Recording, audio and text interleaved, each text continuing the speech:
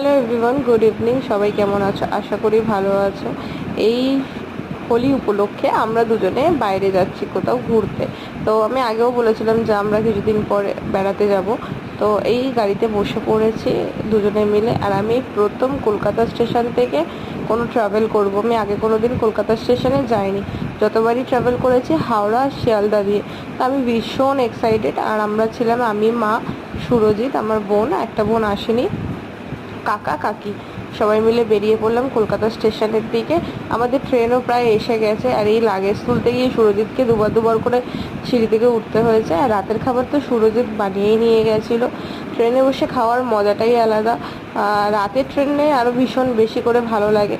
আর আমি আমার বোন একটু রিলস বানাচ্ছিলাম। এই যে রাতের খাবার, যেটা সুরজিৎ ঘর থেকে বানিয়ে নিয়ে গেছিলো, পোলাও আর আলুর দম। সবাই বেশ মজা করলাম। তো কোথায় যাচ্ছি নেক্সট ব্লগে দেখা হচ্ছে। চলো, টাটা।